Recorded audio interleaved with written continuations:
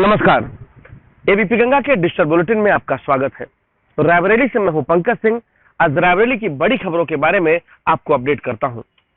आज का जो सबसे बड़ा मुद्दा और ज्वलंत खबर या मुद्दा कह सकते हैं वो है कि महिला जिला अस्पताल में बीते 5 सालों से अल्ट्रासाउंड का कक्ष बंद पड़ा है, जबकि उत्तर प्रदेश सरकार बेहतर स्वास्थ्य, चिकित्सा और सुविधा देने का वादा भी कर रही है और उसके लिए प्रयास भी कर रही है। लेकिन रायबरेली के जिला अस्पताल में, महिला जिला अस्पताल में पिछले 5 सालों से अल्ट्रासाउंड नहीं हो रहा है।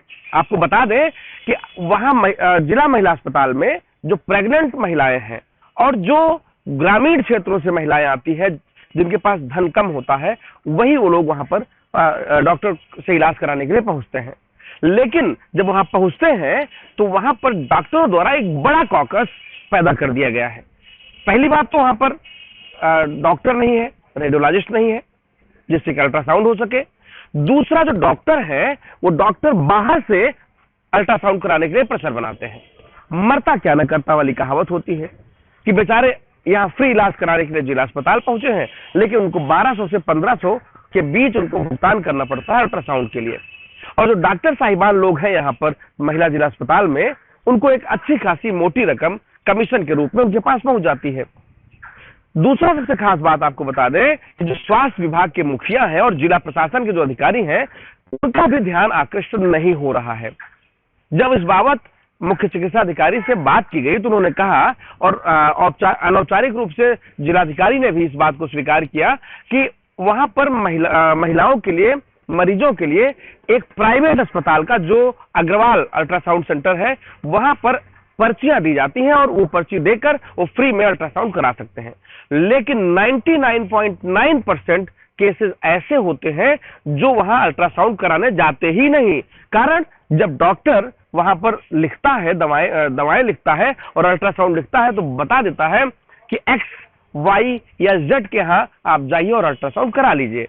जिस डॉक्टर का जिस अल्ट्रासाउंड सेंटर से टाई अप होता है वहां वो भेज देता है और उसके बदले में उनको एक मोटी रकम वापस आ जाती है। तो इस तरह से जो रायबरेली का महिला जिला अस्पताल है, वहां पर बीते 5 सालों से ये एक बड़ा भ्रष्टाचार का खेल चल रहा है और इसको मौन स्वीकृत स्वास्थ्य विभाग के आला अधिकारी और जिला प्रशासन बखूबी दे रहे हैं। जबकि जब उत्तर प्रदेश सरकार है वो स्वास्थ्य सुविधाएं देने का वायदा कर रही है और जनता के बीच मैसेज भेजने का काम कर रही है, लेकिन जिला प्रशासन और स्वास्थ्य विभाग के जो मुखिया हैं वो उत्तर प्रदेश सरकार के मुख्यमंत्री योगी आदित्यनाथ के इस साख पर बट्टा लगा रहे हैं कि जनता को, आम जनता को स्वास्थ्य सुविधाएं बेहतर मिल रही हैं। अब देखना यह है कि इस खबर के बाद या इस मुद्दे के बाद यहां पर कोई एक्शन होता है या फिर लूट के लिए छूट खुली रूप से देने का काम फिर अधिकारी करते हैं। समाज कल्याण विभाग में एक बड़ा खेल चल रहा है। जो परिजनों को पारिवारिक लाभ का धन मिलता है वो पिछले 2 सालों से अभी तक लोगों को नहीं मिल पा रहा है। आपको बता दें कि अगर कोई जो घर का मुखिया होता है, अगर उसकी मृत्यु हो जाती है तो पारिवारिक लाभ के तौर पर 30,000 रुपए उसको उनके परिजनों को मुहैया करा जाता है। लेकिन समाज कल्याण विभाग में इस समय एक बड़े खेल के तहत उन लोगों को इसका लाभ नहीं मिल पा रहा है जो परेशान है। अगर एक जो पीड़ित है उनकी बात माने तो पिछले 2 सालों से पूरे कागज के साथ दौड़ रहे हैं, पूरा उनका फॉर्मेलिटी उनकी पूरी हो चुकी है, लेकिन अभी तक उनको उस लाभ के बारे में ना तो बताया गया और ना ही उनको लाभ मिल पाया। अधिकारी से जब बात की जाती है तो उनका कहना है कि अभी इस मामले को लेकर कोई बजट नहीं आया है। अब देखना यह है कि बजट आता है या नहीं आता है, ये तो वक्त की बात है, लेकिन जो परिजन है, जो पीड़ित है, वो अभी भी परेशान है और समाज कल्याण विभाग के चक्कर काट रहे हैं। स्कूल चलो अभियान के तहत उत्तर प्रदेश सरकार उन बच्चों को, उन नौनिहालों को एक नया भविष्य देने का वायदा किया है और उस पर काम भी कर रहा है। लेकिन आपको बता दें कि रायबरेली में सैकड़ों ऐसे बच्चे हैं जो सुबह आपको कूड़ा बीनते हुए मिलेंगे, भीख मांगते हुए मिलेंगे या फिर किसी होटल पर या किसी अन्य दुकान पर काम करते मिलेंगे। इस ओर जो जिम्मेदार अधिकारी हैं उनका ध्यान आकृष्ट नहीं हो रहा है।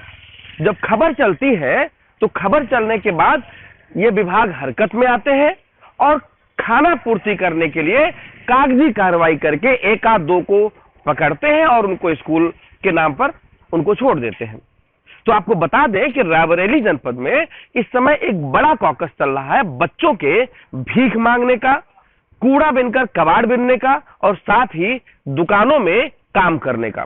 तो अगर यही हाल रहा बच्चों का, जो छोटे बच्चे हैं, जो देश के भविष्य है, अगर उनका यही हाल रहा तो फिर उनकी पढ़ाई कैसे पूरा होगी।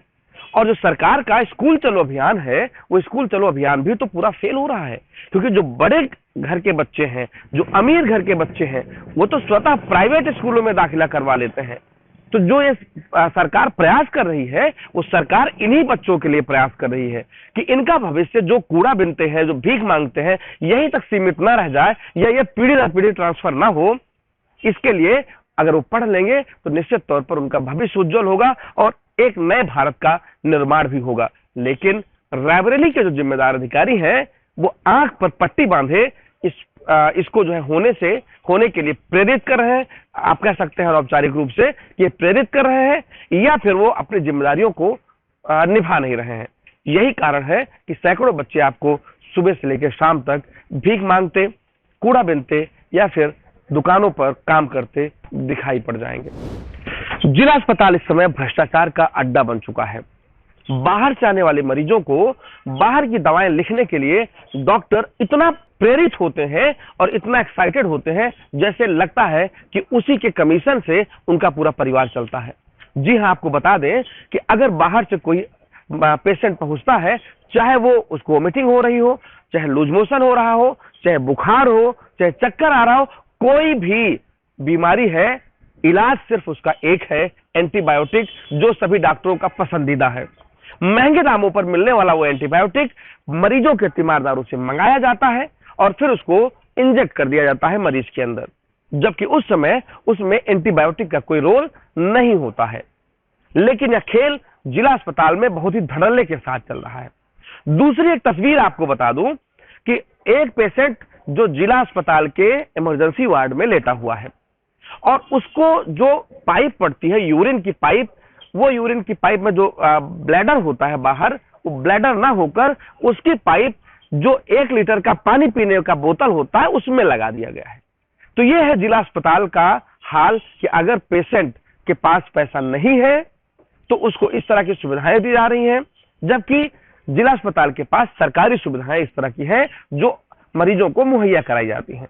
लेकिन ब्लैडर हो, कैथेड्रल हो या जो भी चीजें इस तरह से है, वो अगर पेशेंट का तीमारदार नहीं ला रहा है तो डॉक्टर साहब उसको इसी तरह की सुविधाएं देते हैं। जैसे कि मैंने आपको बताया कि यूरिन की पाइप तो लगी है, लेकिन उसकी पाइप ब्लैडर में ना जाकर, जो आउटर ब्लैडर होता है उसमें ना जाकर एक पानी की बोतल में लगा दिया गया और उसमें वो यूरिन उसकी टपक रही है।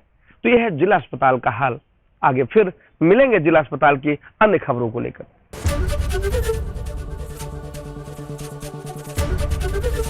एबीपी गंगा, खबर आपकी, जुबान आपकी।